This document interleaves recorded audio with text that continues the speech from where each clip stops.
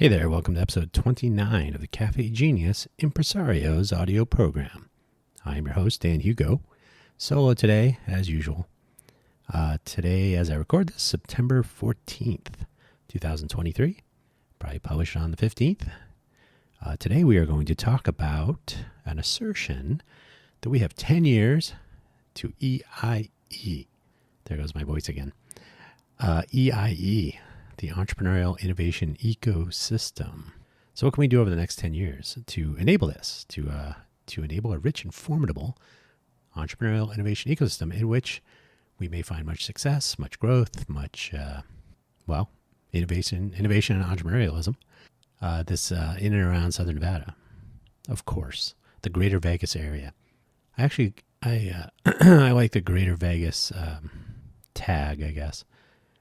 It implies a regional size and also aspirational goal to be a better Las Vegas. This is something I started talking about in December of 2022. I don't think I'm the only one. So let us begin. First of all, we on this audio program have talked about the entrepreneurial ecosystem. We had Mo Collins. We've spoken with Della Rucker. We've spoken with Jamie Schwartz from UNLV. Blackfire. We've talked to a few other people on the horizon, perhaps. What is an entrepreneurial ecosystem? Well, since we have covered that and I've thrown in innovation, are those now, is it more complicated? Well, first of all, an entrepreneurial ecosystem, I have always said that if we are going to have such an ecosystem flourish, the four pillars that I refer to often, education is where the talent pool comes from to be entrepreneurial. A culture of entrepreneurialism. I normally would say communities or communities, but I'm amending that. Communities emerge from a healthy ecosystem, and I've always found that making community one of the pillars of the ecosystem was sort of self-referential. It didn't really work, but a culture of entrepreneurialism is a sense that one can be entrepreneurial, surrounded by mentors and resources and some momentum. Nobody's going to be shocked when someone opens a new business. Right? It's just sort of par for the course. And we actually have that in the Greater Vegas area in general. Small business. You can open a new coffee shop, start a new food truck, certainly start a new restaurant. You could even open a casino or create the largest spherical display, interrupt traffic with it. People are all about it. So we do have a culture of out-of-box thinking, at least, entrepreneurialism, starting unusual and sometimes traditional businesses. Access to capital, of course. That's always a key part. It's always the missing piece around here. We always hear that all the time. And support from government in the form of infrastructure and regulation, sometimes legislation. Favorable. We already have a favorable tax situation there in the Southern Nevada area. There's application of the BEAD program, which is a federal funding program for enhanced internet access. I do not remember what BEAD stands for. It's BEAD. It's not really consequential at this moment, but there are programs that the government or government infrastructure, government agencies can enable to provide infrastructure that is normally not in the commercial interest directly to start. Sometimes it migrates or is handed off as a vendor service.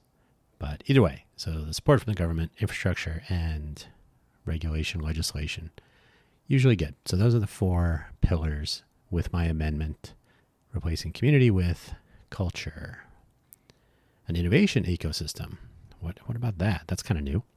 We still need education. Being innovative is not necessarily a matter of education. Certainly, anyone can have an idea.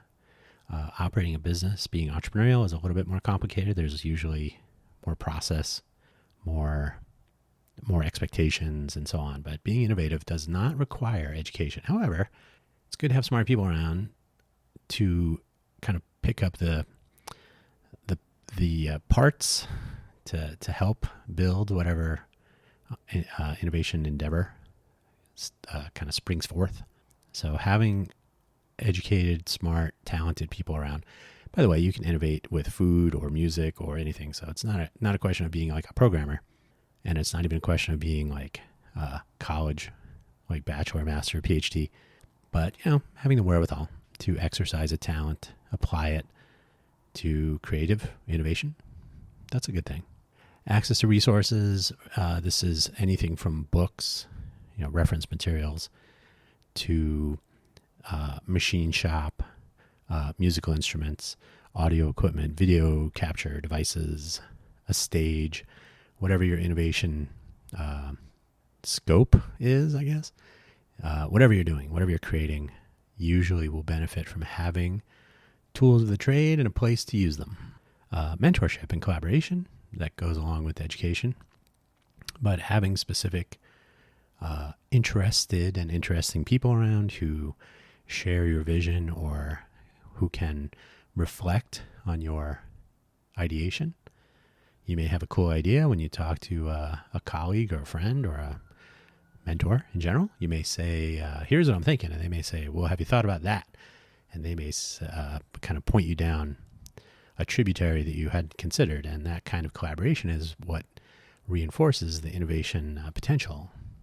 So having that culture in place, having that sort of character floating around, who you could run into, who you could, if I may refer to a friend of mine, if you can find someone to gulp it out with, ultimately you'll probably both benefit. Hopefully your idea and the passion behind it will be that much further along for such mentorship and discussion, collaboration.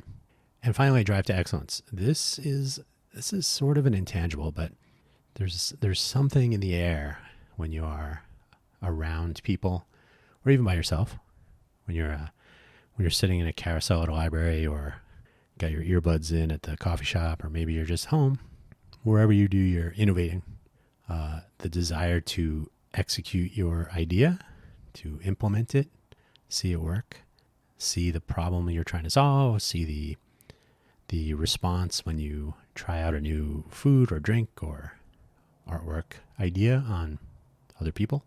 So the drive to excellence is a essential component. It's what makes people show up to things that they aren't already familiar with, thinking outside the box and doing it. It makes a huge difference. And so drive to excellence. So education, access to resources to enable the innovation, mentorship and collaboration, so people to work with. And again, that's sort of education, but the education part sort of comes later, either for yourself or when you are either working with mentors and collaborators, or when you move to implement your innovation, make it happen, having people around to help realize your notion. So I now connect these, the entrepreneurial innovation ecosystem, because there's enough of an overlap that I think while they are not required to come together, they are certainly not mutually exclusive. They are symbiotic, probably not parasitic. So the EIE for the win. So what is common between them? Definitely the need for smart and motivated people, sometimes formally educated, sometimes just energized with that drive to excellence. And probably the most important of anything is novel ideas and desire to pursue them, to implement them, to see them come to fruition. Sometimes you'll start a business around it. Sometimes you will simply solve a problem and release it on the world. So either way. But I think that both together are a powerful, potent combination. And so I no longer refer to just the entrepreneurial ecosystem. And again, I no longer refer to communities. I think community is overused. There's too much focus on building a community. You can build a community by renting a house, having a house party, I guess. But when you enable a culture to flourish in a enabling ecosystem, that culture will lead to one or more communities emerging that will find their way, people of like minds, similar ideas, similar backgrounds, similar goals.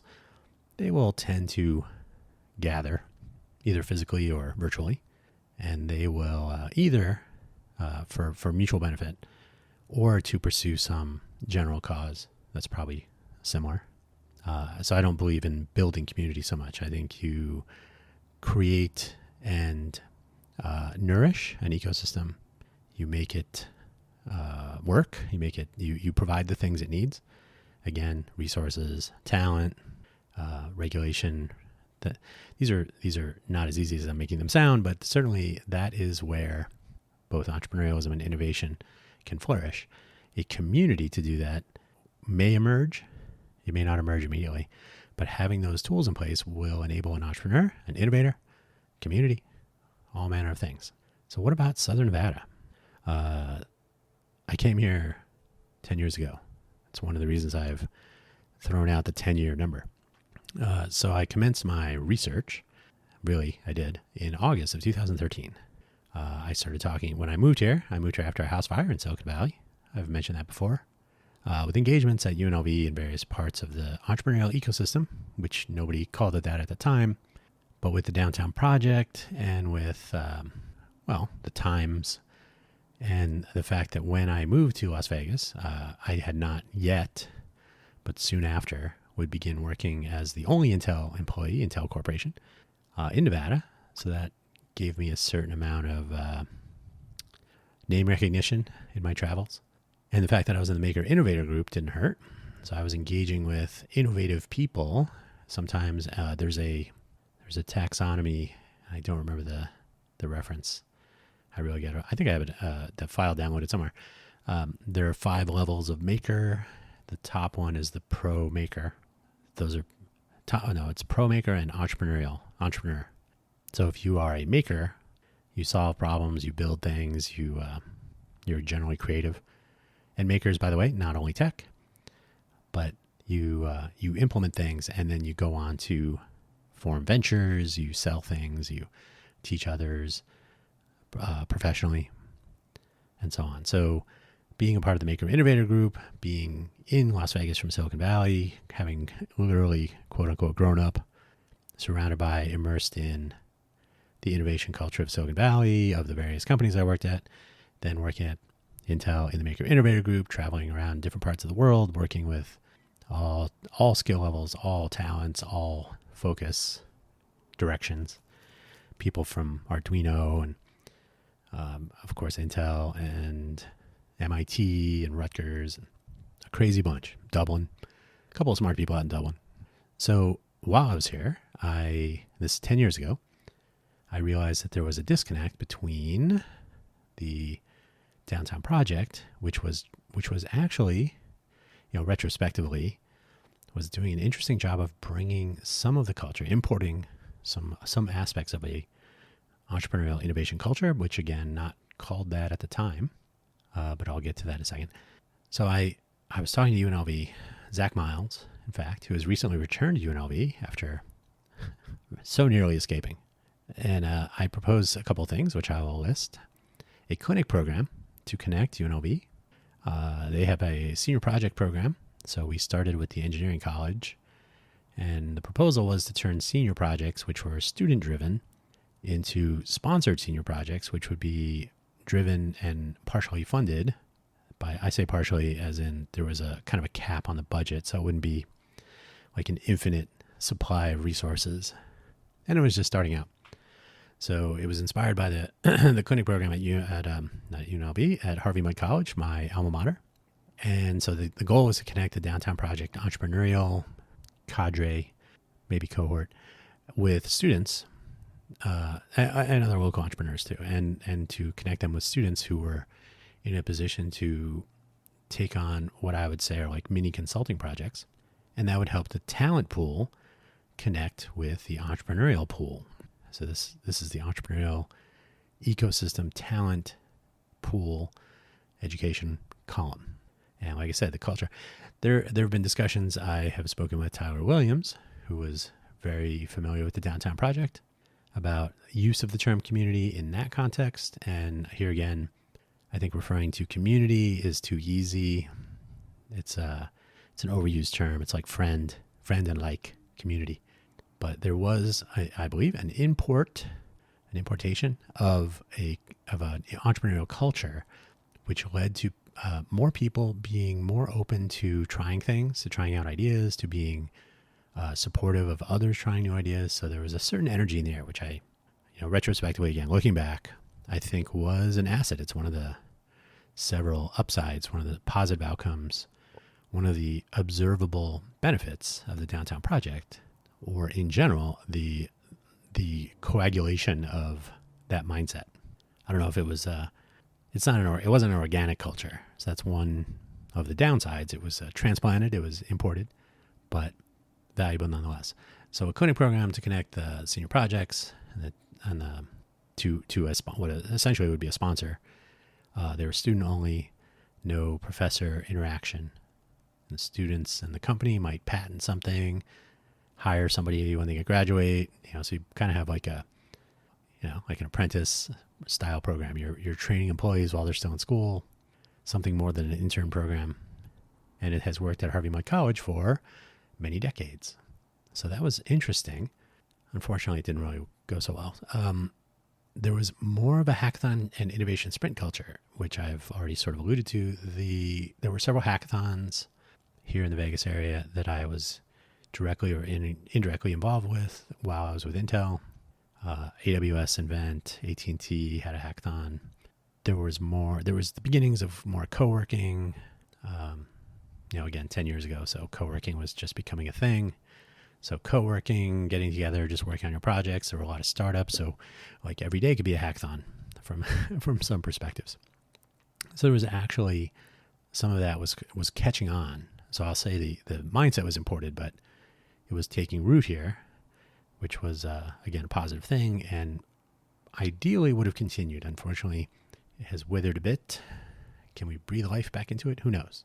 And I had described, this is another item, I had described when I was having my conversations with people at UNLV, the fact that, and I will say when I told people I moved here from Silicon Valley, I would often hear, oh, what would it take for us to be Silicon Valley? And being the glib character I am, I would always say Stanford and a time machine or a plane ticket, or so basically my quip was that this could not be Silicon Valley. You just go to Silicon Valley. There's no resources here to enable this sort of innovation. The culture of innovation in Silicon Valley was developing since the late 40s, arguably before that, but certainly starting off after World War II, Professor Chernin going to Stanford, getting Shockley to move from Bell Labs to Mountain View, getting Hewlett and Packard to start their company, et cetera, et cetera. So you don't just snap your fingers, but when people would ask that, I would have my glib answer, but my real answer was to UNLV, my suggestion that they consider a fusion center, that was my name for it, figured play on the test site, the nuclear weapons. The fusion center would connect, it would do something like what the clinic project program was doing. I can't remember if they called it the Rebel Challenge or something like that. I don't know. Didn't really do well. We'll get to that. The Fusion Center was essentially, because there was no corporate infrastructure in place, no chip fabs were getting built. Nobody was building research facilities. I don't mean nobody like flat out nobody, but nobody was thinking, hey, we got to get this place in shape to be Silicon Valley 2.0 or Hollywood 2.0 or whatever. So nobody was building studio space here at the time to pursue this grand vision as any sort of entrepreneurial anything, right? Downtown project. That was the big, the shining star. And they were not connected to UNLV. So the clinic program was my attempt to make that connection. So a fusion center, I have a couple of emails between Zach Miles and myself that detail, some of the specific notions. Nothing was like a business plan or specification, but it was certainly some ideas, some bullet items.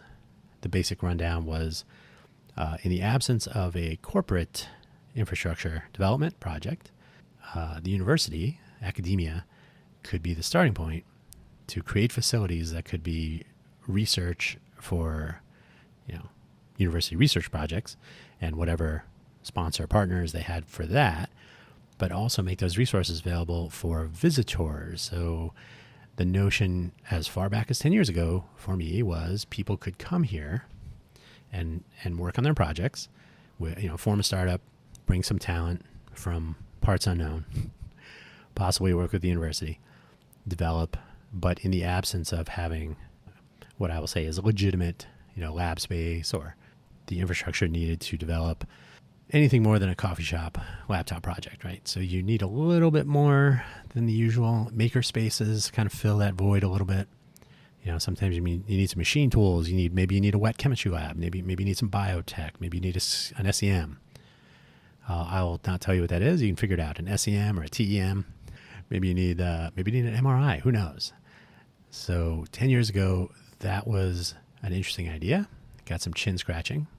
Not sure if people were taking it as seriously as they let on. Probably not. It is what it is. The clinic project sort of died on the vine. They handed it to a professor who had not been a part of the discussions early on. He was just returning from teaching at another university, and he was handed it. He didn't really know what it was. In my opinion, he mishandled the program, the whole notion. Kind of flopped around for a while like a dead fish on the deck of a fishing boat until it stopped breathing. There may have been something more to it than that, but I was off to travel the world for Intel, so I was not really able to hold its hand beyond getting it started. So it's unfortunate that I went that way, but it was at that point that I realized that they were not quite ready 10 years ago for what I was hoping they would be ready for, and so I traveled around with Intel for a couple of years, and that was all good. So 10 years later, I say we're almost halfway there, almost. So what was missing? What was missing along the way? There was no sense of what to do at UNLV to connect students with entrepreneurial efforts. That has changed for the better, but at the time, the people I was speaking to and interacting with at UNLV, in and around, to me had no sense of how to connect the university resources with the imported entrepreneurial mindset and actual people and companies and funding that were being made available as a result of the downtown project and possibly related efforts. And again, there were restaurants, the retail sector, there was Vegas tech. There were a lot of things going on that brought a lot of different and new ideas, a lot of new energy. Not all of it was well directed. There's going to be a whole retrospective project to really take a good look at that. And I've talked about that in other episodes. But the point is there was a change of energy here. And I think UNLV had no idea what to do. And in fairness, the downtown project also did not know how to connect with the university. When we spoke with Dylan Bathurst a couple of episodes in on this audio program, he said he preferred having more of an organic engagement with people who wanted to join startups in the downtown project. That's fair. It's not a problem, but that doesn't apply to everyone. Certainly, there would have been some cases where the benefit of engaging with a willing, educated cohort and any resources that would have been available at the university would have been helpful. So there was really just a complete disconnect, in my opinion. Today, there's SBIR, there's the Tech Park, which is still under construction, but which contains Blackfire and which is really focused on gaming and hospitality, but it's a beginning. Not sure who they're partnered with. It used to be Caesars. Now it's Binion's, I think. But nonetheless, gaming is what Vegas does. And so having an innovation space focus on that makes sense. So that's good. The Tech Park will have more resources, and that's coming along. So not saying that that's the Fusion Center, but same idea, same direction. Academia should drive early adoption of resources because education leads corporate deployment, right? Got to have smart people around, got to have them researching things and doing things, and you can build companies there. Put it another way, Stanford was Silicon Valley before Silicon Valley got there, for example. So, aside from the internet connectivity developed by Enron, which is today Switch, congratulations, Rob Roy, for buying for pennies on the dollar when the Enron people were in trouble. There is only minimal growth available in infrastructure on the ground. I mentioned the BEAD program. They're deploying more fiber. There's a private cell network for a city. There's probably some 5G benefit now for some people who are otherwise unconnected. I mentioned the Tech Park, which is formally, in case you're curious, the Harry Reid Research and Technology Park. And there's more stuff coming, but these are still works in progress.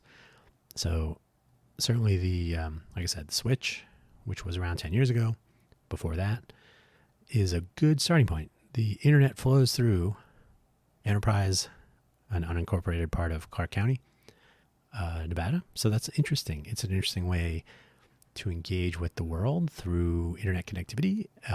Most of your government TLAs, 3-letter agencies, are based there. It's got a lot of upside. So having good data flow in and out, if only that would extend to the rest of the city. Good luck if you have a CenturyLink fiber connection. The downtown project, like I said, led to fruitful development. Downtown kind of sprang to life. You could use the word gentrification. Certainly many people have. I think I probably have. There was the Innovation District, which came much later, I think 2019, 18. Don Jacobson is the captain of that ship and is a fine officer indeed. And the cohesion, though, is not quite there. The sticky notions tend to favor the traditional Vegas business. Downtown project, again, to its credit, did not lean totally into a tech focus. So restaurants, bars, retail, arts district, a lot of things that were not traditional unicorn apps were also supported and found some success. And I think that was good. I think right now, those things still get attention, and things that fit into the Vegas notion that are understood by the government types. The government types, by the way, are not entrepreneurial. So that leads to some sort of reflex responses. I don't know that the infrastructure that's in place now is well suited. In fact, I will go so far as to say it is not. I know the Las Vegas Global Economic Alliance recently hired someone to pretend to drive the entrepreneurial ecosystem here. I can't remember what the title is.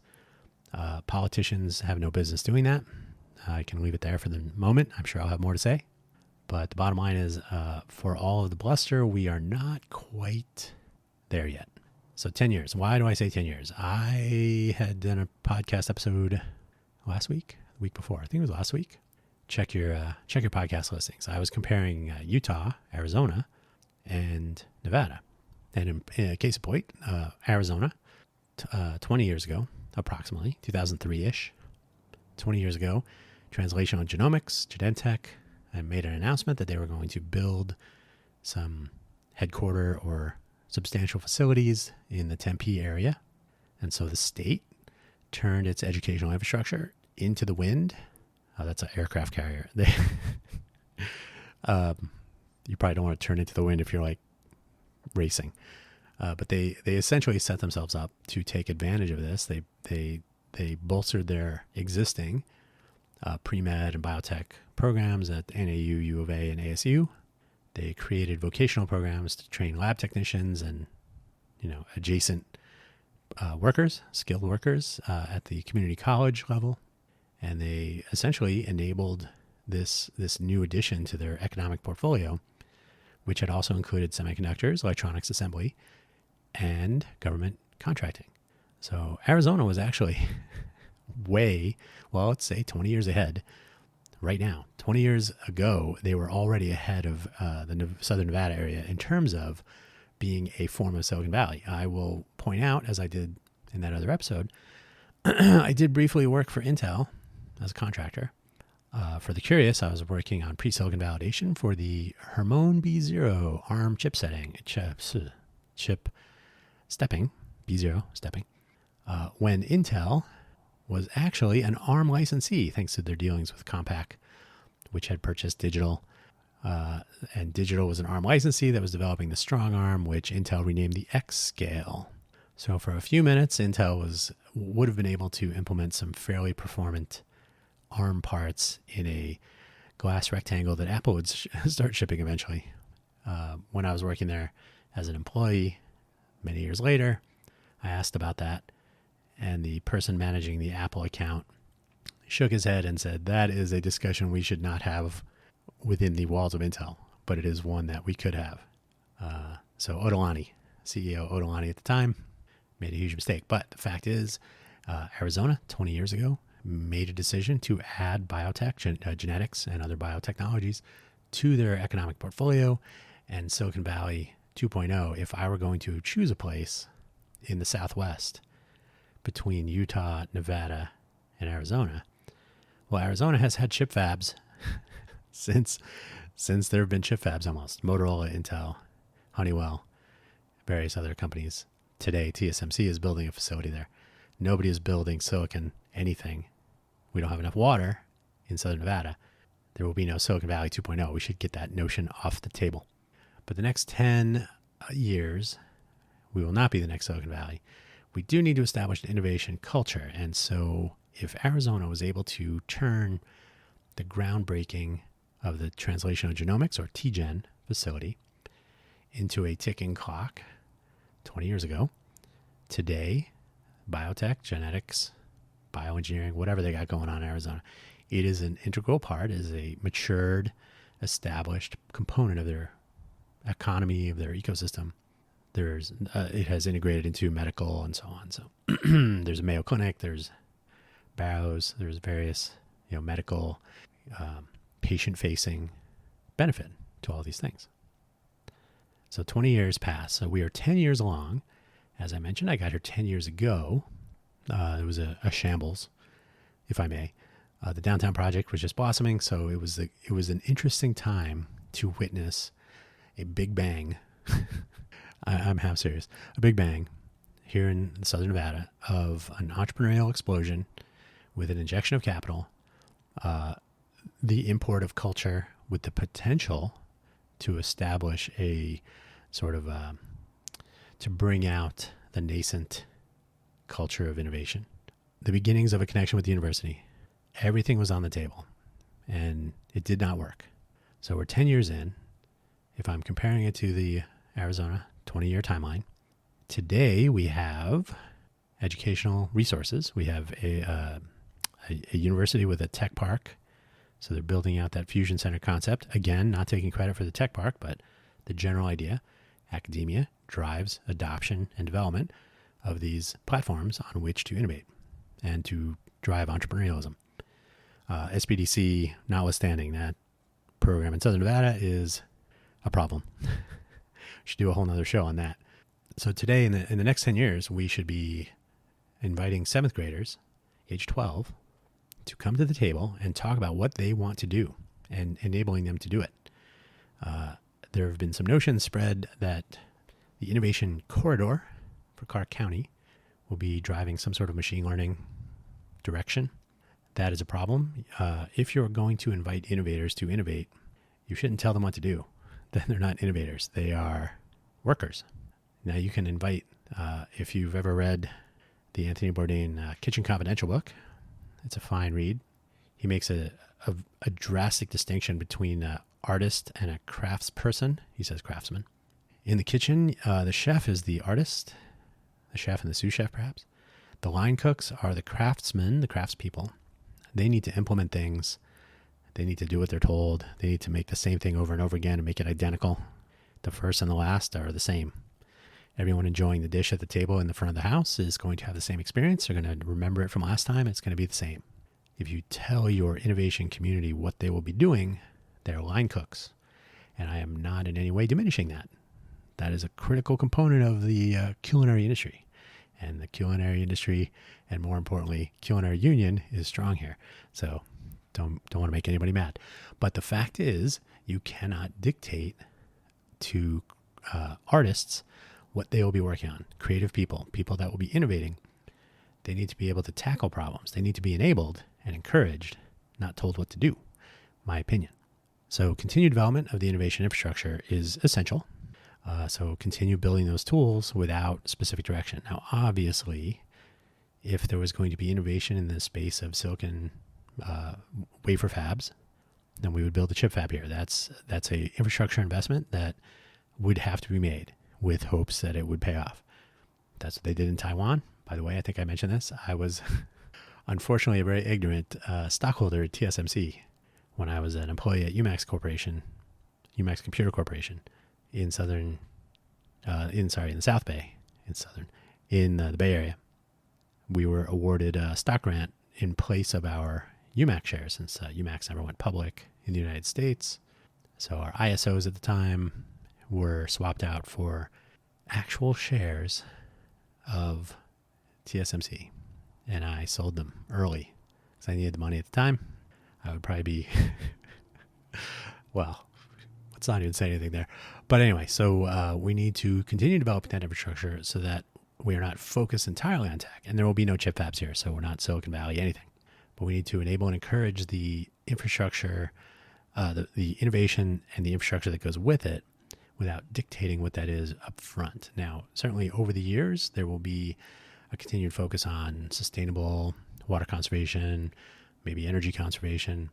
There's still always going to be a focus on gaming and tourism and hospitality. There's now a major focus on professional sports and the esports component, which is sort of orthogonal and yet related. There will be a focus on sports medicine, especially with the medical school here. So there's any number of things that could lead to innovation. And that's good. That's the way it should be. Not picking one thing and trying to make that our bread and butter. Now, if you're near a volcano in northern Nevada and somebody says, hey, we might be getting into the lithium business, that's understandable. We don't have that problem in southern Nevada. We could be in the no water business or very little water, which we already are. So, but other than that, I think it's a drastic mistake to dictate the direction of innovation this early on, to be sure. So the next 10 years should not be about moving in one direction, but in exploring several directions. The goal is economic diversity. That goal was brought on in part by the drastic reduction in tourism, gaming, and other visitation to the Southern Nevada area during the pandemic. There are lasting effects now. There are people that have been priced out or have just left. There are thousands. I think Durango Casino at the south end of the strip and the Fontainebleau. Durango, I think, is looking to hire 2,000 people. Fontainebleau, 6,000. I'm just going by memory here, but that's a lot of jobs to hire for in the hospitality, hotel management, resort, gaming, et cetera, et cetera. So that's almost 10,000 jobs to add to the already 100,000 or so. And I'm saying that number because they will be displaced somewhat in their commute during the Formula One racing in November. That's a story we'll talk about then. So continue development of these things, and don't pick a direction now, but enable any number of directions to foment that economic diversity. It could come from something nobody's even thought about right now, which is why I will quote Ed Ross, I think it was, at Intel, went to our very first hackathon when we launched the Edison maker device, Arduino compatible x86. It was a dual core Atom from a cell phone. He said, we're hoping by coming to this, it was the Penn Apps hackathon in Pennsylvania. We're hoping that people will come up with ideas that we had not thought about.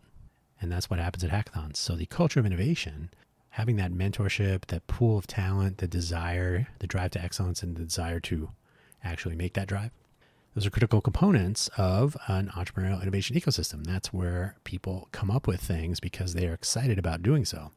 And they take the time to do it. And sometimes when you enable those things, people come up with notions that nobody had thought about. That's how that works. The era of remote work has made the benefit of connectivity. I already talked about Switch. The entire internet flows through Enterprise, Southern Nevada. Well, arguably, it all flows through your cell phone if you want. But there is substantial bandwidth and use of it in Southern Nevada. And so we should take advantage of that. Diversity, coupled with our premier destination status. So we have the connectivity. We have a diversity of people here and visiting. We have a lot of people visiting, about 40 million if you believe the Las Vegas Convention and Visitors Authority. And why would they lie? You'll see numbers something like 42 or 40, or I saw 48 one time. That hasn't been that high. 48, I think it was 46 10 years ago-ish. I think all that data is available at the lvcva.com, I think, website. I'll put that in the links in the show notes. By the way, I'm thinking about cutting the show notes down to just the summary, host summary. If I have a guest, host guest summary. And I laugh because, man, it is hard to get people to sit for an interesting podcast about entrepreneurial innovation ecosystems. We'll see if we can get Della to come back, do part 2. But anyway, so as a destination city for visitors, for tourism, conventions.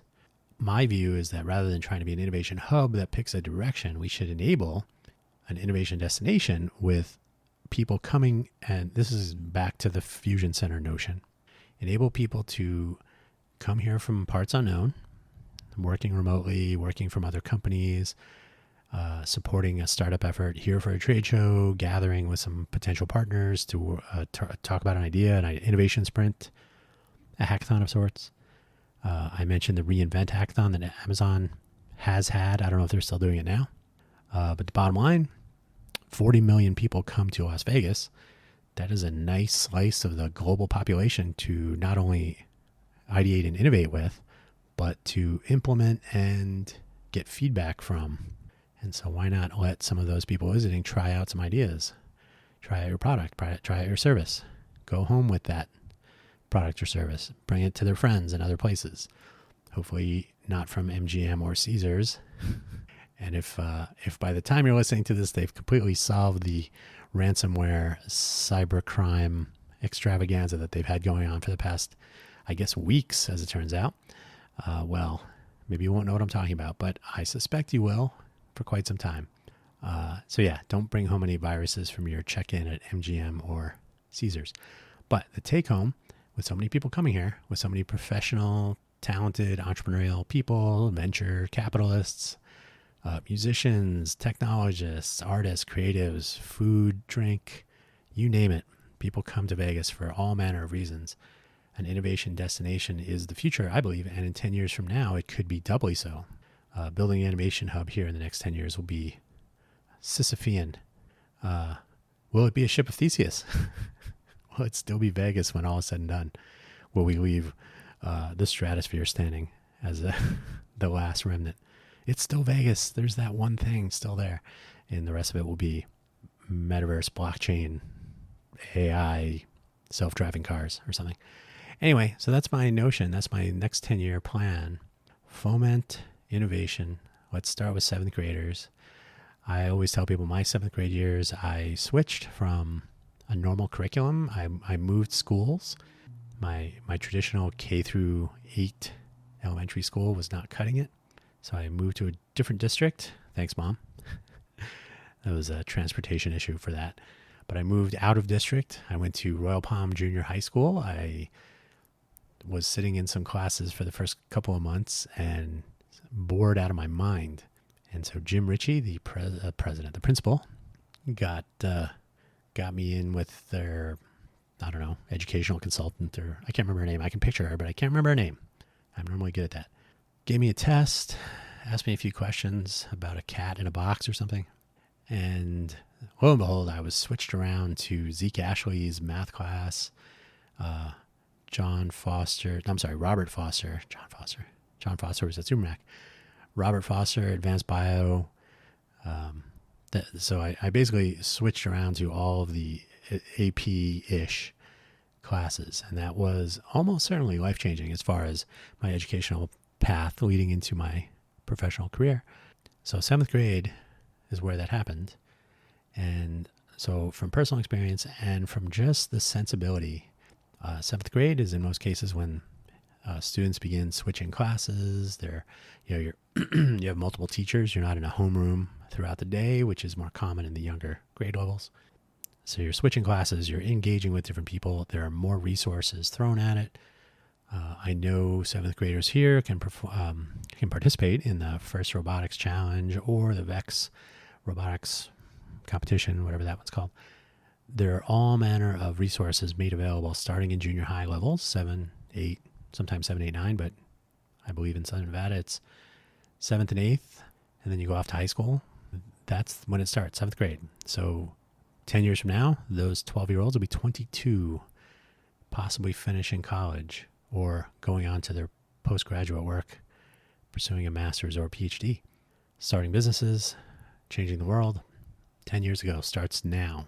Make this an innovation destination so that people from other places who are coming here already can engage with people here and can engage with other people from other places while they're here. Nobody complains that much about going to Vegas. They complain about staying too long in Vegas. Trust me, 10 years. But that is That is what I will be talking about a lot into the future for about the next 10 years. Let's see what happens. Thank you for listening as always. Please like and share and subscribe or whatever happens on the platform you found this on.